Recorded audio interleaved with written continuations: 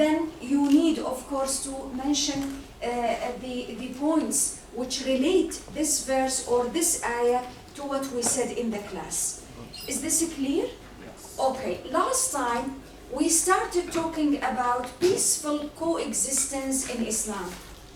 We mentioned a few points as introduction to our topic. One of these important points we have to bear in mind that we are talking about the Prophet Muhammad, peace be upon him, handling this important topic within a very harsh environment of Arabia, introducing the concept of peaceful coexistence not from theoretical point of view, but from a practical point of view. And this is very important before we start to talk about it. Why? Because once we examine or study the life of the Prophet, we have to understand that we are talking about a man who lived 100 years ago. And within that environment of Arabia and the other societies around as well, suffering from social diseases, suffering from a lot of problems, most of these problems related to the way they were looking and thinking about certain issues. Because as we said before, when we talk about behavior, actions, whatever changes, we are talking actually about thoughts. Because our attitudes, our values, our actions, first of all, they start within our mind. So it started as a thought, and then of course it will be developed in attitude, and by practicing this, it will be definitely transferred into actions or deeds or later on habits and mores. And if the entire society or community is agreeing and accepting these practices, then definitely they will be, of course, changed into traditions. Once they are traditions and accepted as traditions of any community or society, it's not easy at all to get out of this tunnel, whatever it is. Traditions, mores are quite difficult to be changed. So there we see a man with a very hard and difficult task, for sure. Building peaceful coexistence among nations which actually at that time did not realize what is the importance of working together and living peacefully in one society. That's one point. How do we know this? How can we actually prove this? Do we have historical evidence? Definitely yes. Wars, social classes among people within the one society, certain practices which definitely reflect the abusing of the weaker, I would say, classes within or individuals within the society, like slaves, women, children. All these practices for sure reflecting their way of thinking. So here, the Prophet was facing this problem. The problem of changing the mentality of people, introducing a new paradigm, letting people think that one of the most important values they should respect is peace. Why do you think peace is important for any society? Not only today, yesterday, in the present, in the future. Peace is very important. Why it is so important? For individuals and the society as well. For the individuals and society as well, if there is no peace, no settlement, no stability, no tranquility. If there is no peace, there is no order, isn't it? There is no system. Why? Because supposing our educational system, we are coming here to the campus every day because we feel we are enjoying certain levels of peace. If people do not feel actually that they are secured and having this level of security, they won't be able actually to come, to go, to be educated, to gain knowledge, to practice their own jobs. So yes, peace is the most important element for any individual and family and society as well to be built. Because of that, before we build, of course, high buildings, we have to understand how can we introduce the concept of peaceful coexistence among our individuals within the society, especially when we have different ethnic groups, when our people are different for certain reasons, different races, different colors, different backgrounds, different religions, different sects within the religion itself. Within all these circumstances, the Prophet realized the importance of introducing peaceful coexistence. But this is not the most important point here. Then what is it? The most important thing is how actually to practice this peaceful coexistence among nations, when you have to understand that those nations actually and individuals, they were fighting for so long. I mean, let us talk about the Medinian society, which is the first Muslim state. We have Aus, isn't it? We have Khazraj, we have Jewish tribes, different Jewish tribes. We have some Christians as well, and we have some other people, all of them citizens within the same community. Here, for Aus and Khazraj, for example, we have Arabian tribes, both of them, but they were fighting for years, more than 7 years, as we know, in war called Bu'ath. Now imagine, with all these backgrounds, the Prophet is trying to establish peaceful coexistence, telling people, even if it is not directly said, you have to forget about what happened in the past and start and try with a new start to begin a new chapter in the life of your own community. Besides Aus and Khazraj and Jewish tribes and all other elements within the society, we have the newcomers. We have muhajirin, immigrants, if we may say. People from Mecca, migrated from Mecca to Medina. So those people who have been welcomed by the society, those newcomers, they are adding, as we can see if we relate to what is happening today, we see that yes, the community of Medina, the society of Medina is facing a real and a serious problem. Yes. Besides all these members within the family, within the community itself, we have newcomers as well. How could he solve such a problem? And as we mentioned earlier, when we look at the life of the Prophet, it's very important to look at it from a new angle. That is how that man could actually solve the problems facing him within that community. Within, of course, the very basic, I would say, and simple tools he had at that time. Something else amazing about this project of the Prophet, peace be upon him, that he was a man who was not talking that much compared to his acts and deeds. So he was involving and letting all other members from the society itself to be involved in that project, to make it come into reality. And this is very important in any positive change. If you would like, you may learn from this. If I would like to introduce a positive change in any society, in any community, even if it's within our class, within our groups, you need be involved in your project?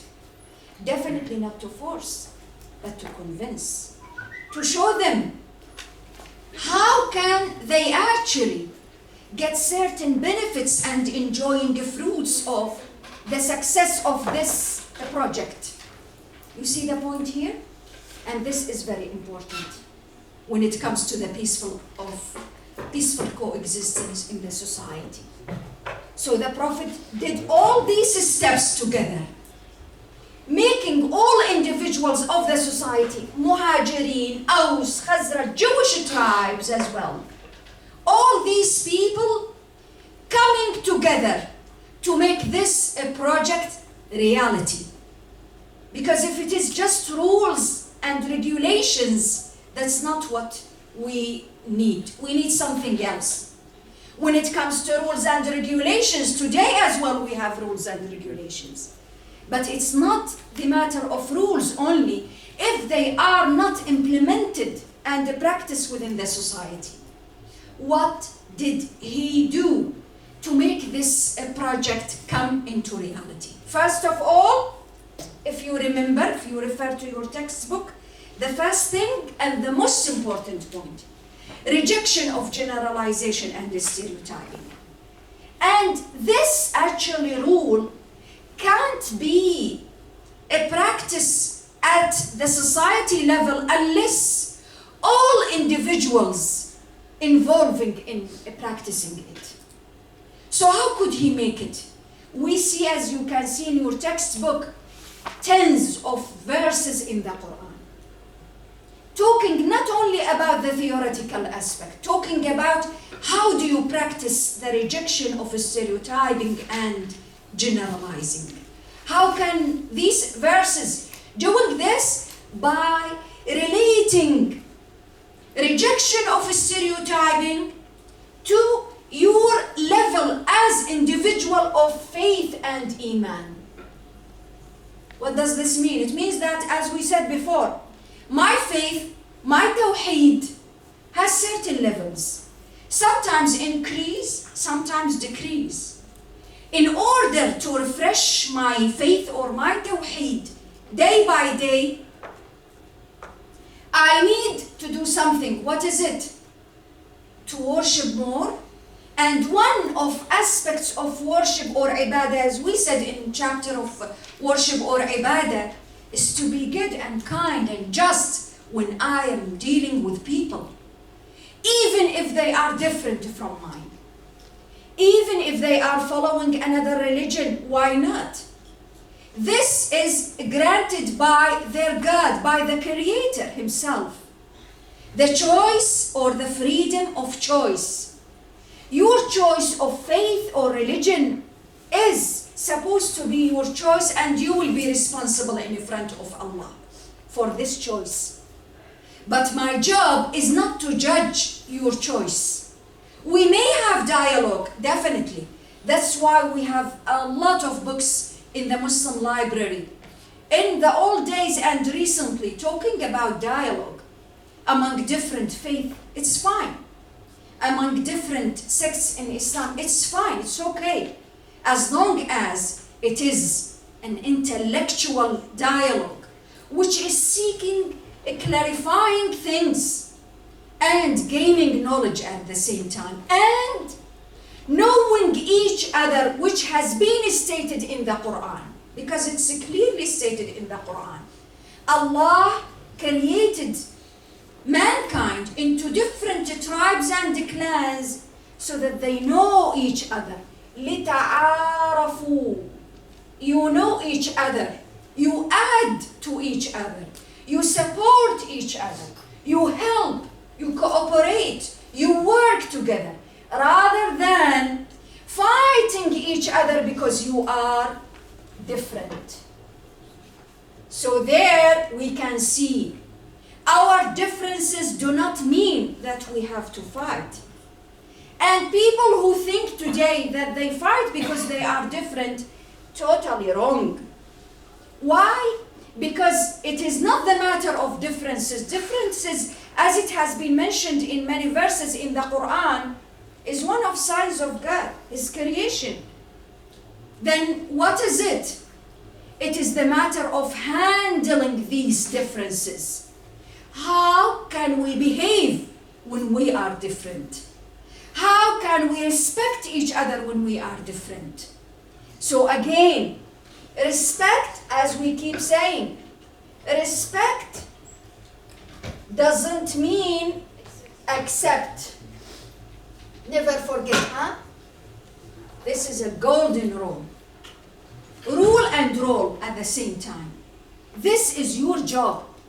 That you have to understand, when I respect someone, it doesn't mean I accept his belief or his faith or his attitude or whatever.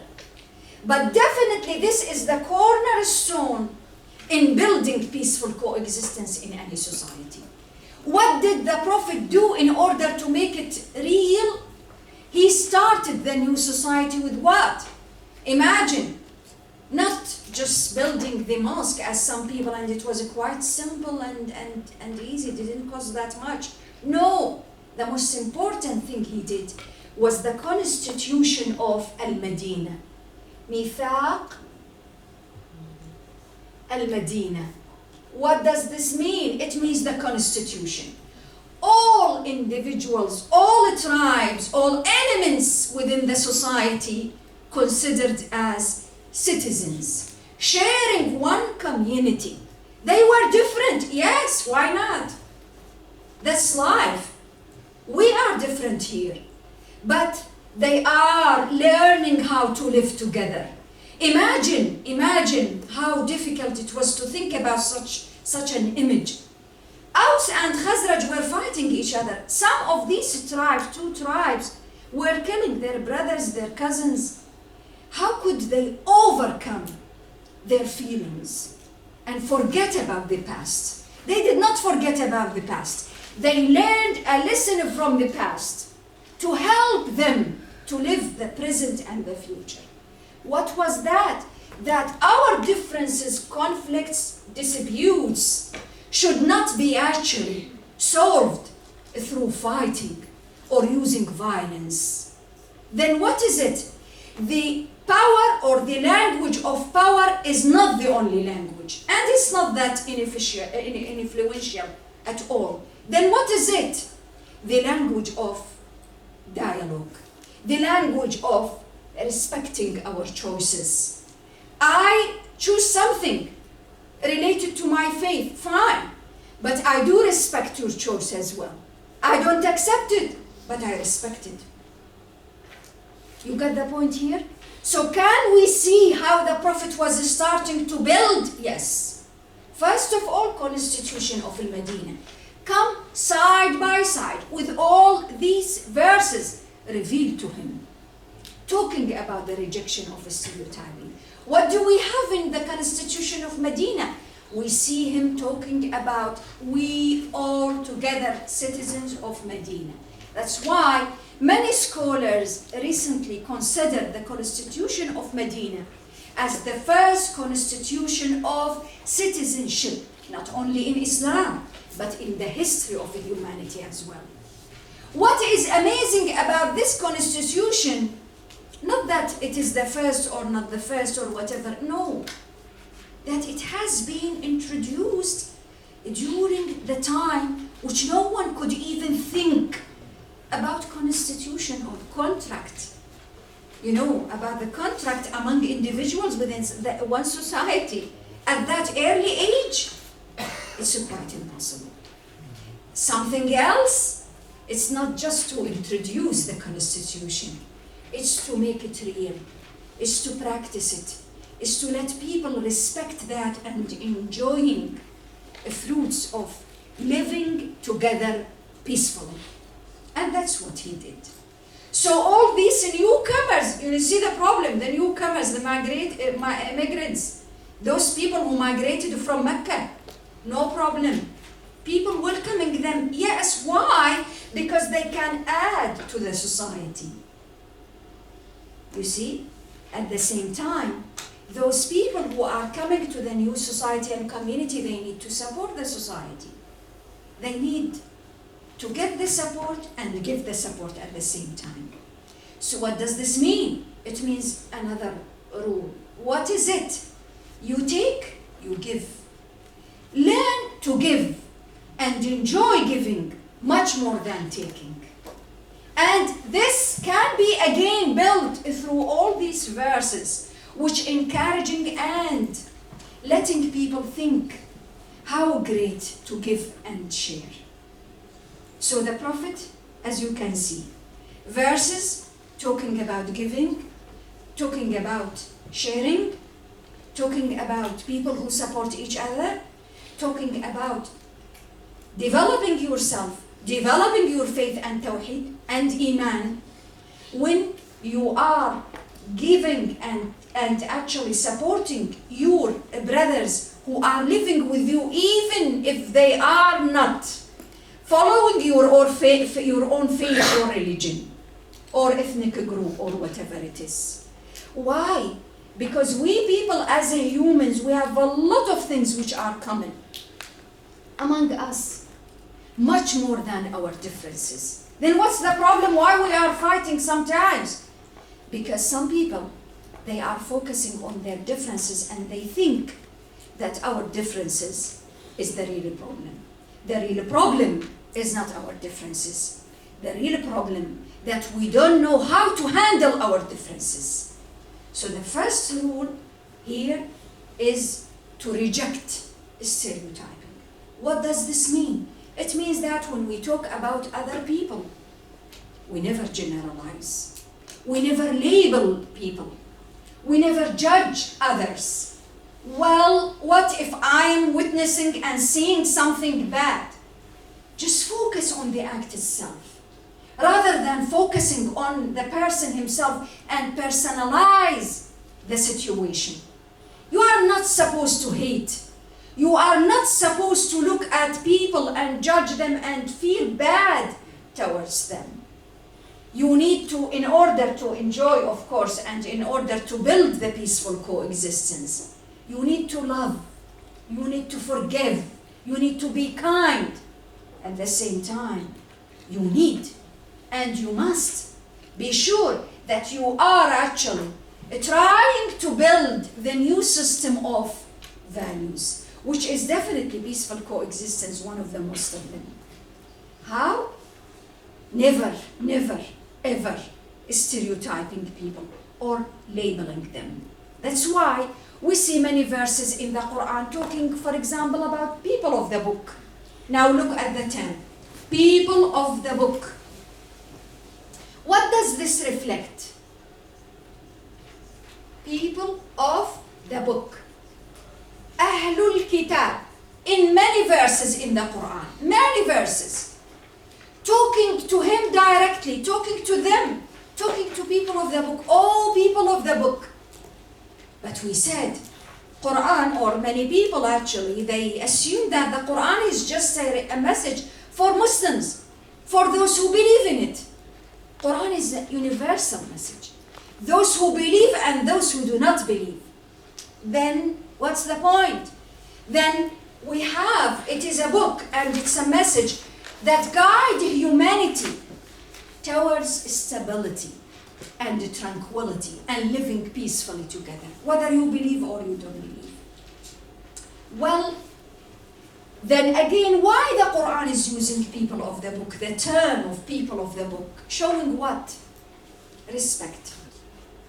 But Islam is different from Christianity, from Judaism, yes, but it doesn't mean that Muslims do not respect. See how the Quran is teaching people? You won't ever find a verse or ayah in the Quran telling Muslims, you have to respect people of the book. No, no. No direct instructions like that. Why? Because most of the time this is not going to work. What is going to work? Practicing. How to practice? To give the example. To set up the example there. So that's why many verses in the Quran, people of the book. People of the book, it means that we do respect. We believe in the books revealed to all the prophets and messengers of Allah. So from the early beginning, no we don't see any kind of discrimination at all. This is one point. The second point, if you would like to talk about certain negative qualities in any group, in any sect, in any ethnic group, religious group, whatever, in any nation or society or family, never be general. What does this mean? Never use the word all. Definitely it's not objective. Did you check everyone and then you concluded that all Arabs, for example, are so and so? Definitely not. It's not possible. It's not possible. Then the Quran, when talking about negative qualities within any nation, let us say, people of the book here, as there are some ayat or verses in the Quran talking about the negative qualities, certain nation, we don't see generalization at all. No generalization. Then what do we see? We see the Quran talking to us like Surah Al-Baqarah, for example, as you can see in different ayat. In Surah Al-Baqarah, Surah Al-Imran, some other chapters, but mainly Surah Al-Imran, we see the Quran telling us, and you may find some of them, many of them, some of those people, they are not, as it has been said in some ayat, they are not alike, not all of them. What does this mean? No generalization whatsoever. Negative qualities can be found in different groups, in different societies. But it doesn't mean that I have to generalize at all. Why? Again, you see again, here we see the practice of justice. Why? Because there is no peaceful coexistence without the implementation of justice. And individuals supposed to be just and fair. When we talk about each other, see how the Quran is training people to be just. Oh, again, there is a difference between training and telling. There is a difference between knowledge itself and the practice of knowledge. Many people,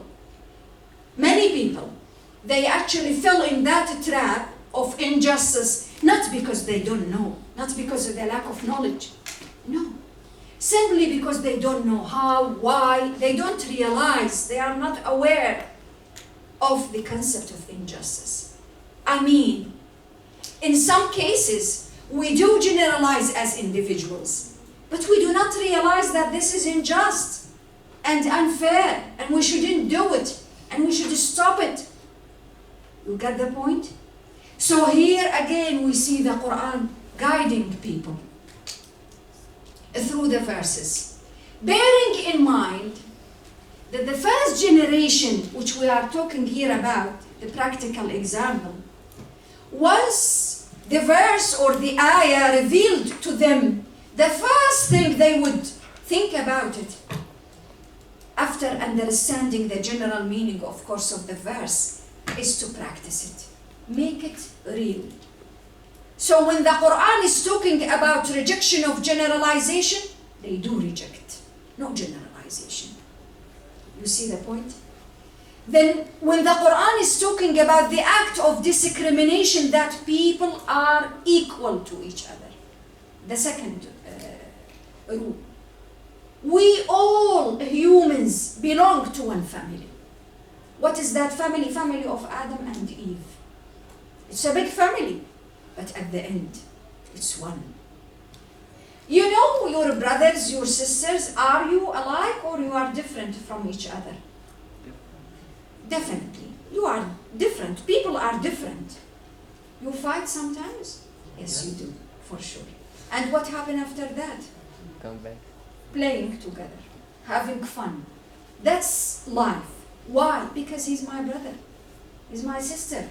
Because we do belong to one family. This essence, I would say, supposed to be there among humans, despite their differences, black, white, Muslims, non-Muslims, they have to understand that they do belong to one family. That's why we see the first ayah in chapter Surah An-Nisa. The first ayah, يا أيها الناس إنا خلقناكم من نفس واحدة. أو يا أيها الناس اتقوا ربكم الذي خلقكم من نفس واحدة. What does it mean? The Quran is talking to whom? Humanity. من نفس واحدة, from one soul, Adam, belong to one family. That's why we see many verses in the Quran telling sons of Adam.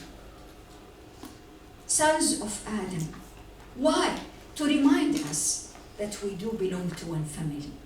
So if we belong to one family, we have to work together. We have to care for each other. We have to share, not to fight. You see how the Quran is inserting the positive changes there. What if the Prophet, peace be upon him, just keep saying speeches or giving lectures?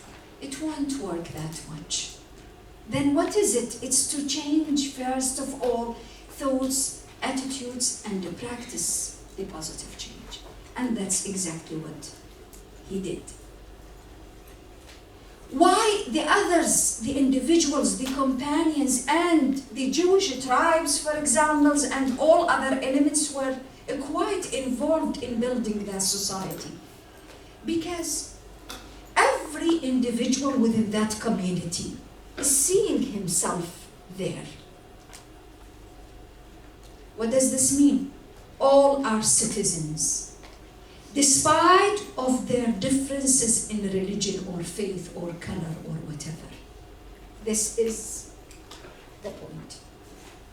And if they are all sharing, living together in one community and society, all of them supposed to live together and work together.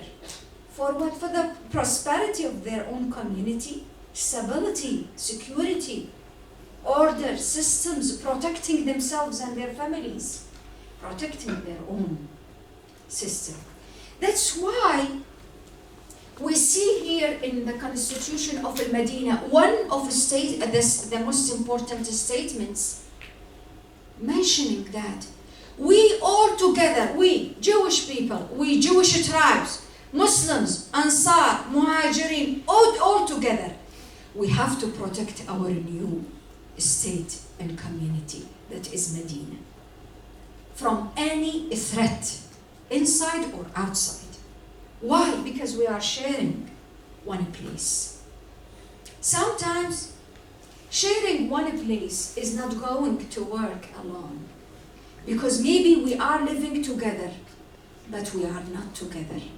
What the Prophet, peace be upon him, was trying to do is to let people feel that when we are together, we're supposed to be really together, gathering people to work for their own families and societies. So what is really amazing, we can conclude here, that the peaceful coexistence among nations in Islam, why the Prophet was different from any other public figures throughout the history, as it has been stated by many scholars, like Karen Armstrong in her book, some other scholars as well, because he was practicing. He was making sure that people are, all of them, seeing their role and their position to work towards that project. Exactly as the project which you are working on it. Once we feel that we are one family, one community, our project is one, all of us have to work together, definitely we will reach what we really aiming to reach. And that's what the Prophet did.